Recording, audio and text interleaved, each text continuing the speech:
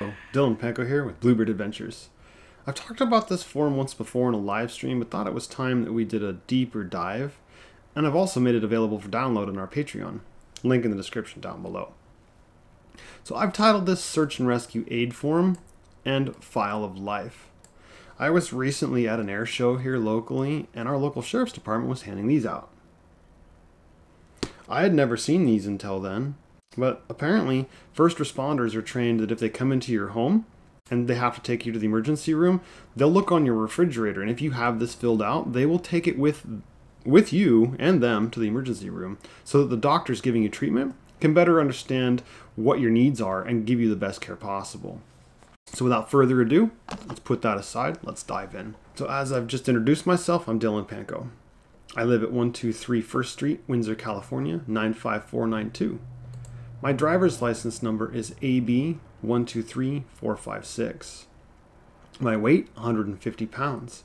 Eyes, they're blue, just like my chin. Hair, short, blonde. My height, 6'1".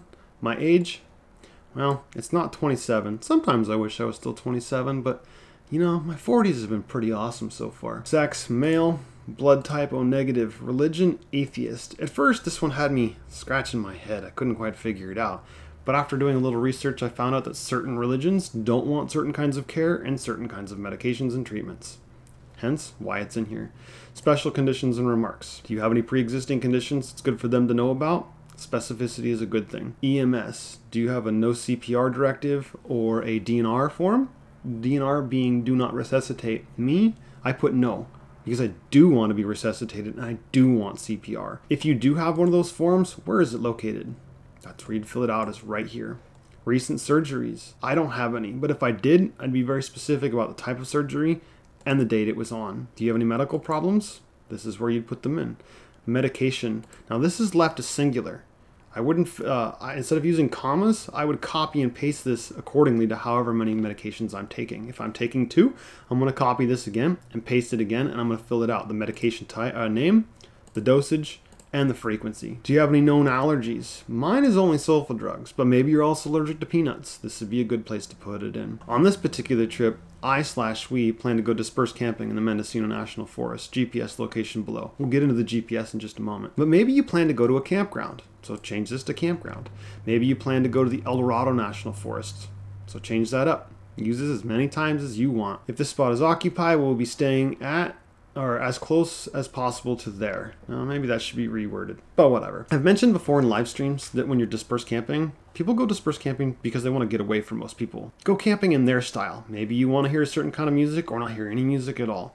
So if that spot was occupied, I'm going to do my best to try and go a half mile, maybe a mile or more away from that person to give them as much privacy as possible. Now maybe it's hunting season and there's people everywhere, so it's not possible, but do your best to give them space. We plan to explore the surrounding area within about a 40-mile radius. Maybe it's going to rain all weekend or snow all weekend, and you know this is going to happen. Maybe you plan to stay in camp and just chill and eat some good food and drink some warm drinks. So maybe that radius is maybe only a half mile because you're just going to gather firewood. So change this accordingly. Recently I was watching a video from Overland Trail Guides, overlandtrailguides.com. Definitely check them out. Actually, 2 thumbs up. They did a what is it called? A Google Earth like fly through with their route because they had pre-planned their route and locations. But maybe you don't want to go to that extent. Just do a 2D map and say, yes, this is the route I plan to follow, and these are where I plan to stay. Just a consideration. The more information, the better. I plan to stay from, now I'm going camping next weekend, or at least that's the plan. I plan to leave on the 12th. I plan to come back on the 14th. However, we have food and water for an additional 2 days in case of emergency. Remember, it's okay to dump out water any time of year in the forest. So bring more water than is necessary. Bring a little bit of extra food, just in case. Nobody ever plans to get stranded, but it's like a spare tire. It's better to have it and not need it, right? Also like a Band-Aid. I'm set up for temperatures to reach a high of 100 and a low of 0. Maybe your medical condition might put you in peril above 100 degrees. Hence why it would be good for them to know it. Maybe your sleeping bag is only rated for 0 degrees. Hence why it would be good for them to know this piece of information. Remember, when your sleeping bag tag says 0, that means you're going to stay alive to 0 degrees. That doesn't mean you're going to be comfortable at 0 degrees. So I have seen sleeping bags though that said comfort zone. So that is where you're going to stay comfortable too. So look for the specificity. If you don't see the specificity, assume the worst. It's going to keep you alive, not comfortable. Night 1. Here's the location I plan to stay at. It's really easy to go to Google Earth or Google Maps and click the location, and you'll see the GPS coordinates come up. Copy and paste those into this form. Maybe night 2, you plan to stay somewhere else. In my case, I'm actually going to be deleting this for my trip because I'm only going to be staying at the same, or I'm going to be staying at the same place several nights in a row. If you actually look up this location, you'll find that it's what we call Elderberry Camp. We just released a video recently, and it's available for you to watch on our YouTube. If you want to see a dispersed campsite that's pretty cool, kind of tucked back in there. And if memory serves me correctly, the road doesn't even show up on Google Maps. Vehicles. Now, I'm only going to be driving the one truck. I have a couple people going with us, but they're going to be riding in my vehicle because we have seatbelts for 5. It's a 2014 Chevrolet 2500 4x4 crew cab, short bed, white in color. California, license plate number 4123 ABC. Now, maybe your license plate is in Texas or Arizona, South Dakota, New York. Change this accordingly. Radio. I've also done live streams on radios before. If you'd like more information, I'll link that video down in the description below if you want to check it out for more detail. Maybe you're using a GMRS FRS radio. What frequency are you going to be chimed into? Whether it's channel 1 FRS or maybe 19 GMRS like this one right here is tuned into. But in my case, I don't generally use that radio. I carry a Baofeng. Now, this is not legal advice. I don't know all the laws, rules, and regulations. So before you go out, check your laws and rules and regulations. But I recently got a GMRS license from the FCC. It cost me $70, covers my entire family. There was no test involved at all, but it allowed me a wider selection of radios to choose from, and it also allows me up to 50 watts of transmit power. Some of these little radios, they only do a half watt, maybe a watt. So I have so far reached from my place in Windsor to South Petaluma with this radio, which is about 23 miles without any aids whatsoever. With my radio, I'm going to be doing what's called transmit dual receive. I'm going to be telling my radio, I want you to listen to 2 different frequencies, but I want you to transmit on this one. So in my case, if I hit the call button, it's only going to broadcast on 462.650 megahertz. Because that's what my FCC license allows. But I'm also allowed 462.700 megahertz. However, I will also be listening to the Mendocino National Forest admin frequency of 169.975 megahertz. This is public information. So if you want to download the other frequencies, they're available on the internet. Check out Google, and you can find all 4 frequencies.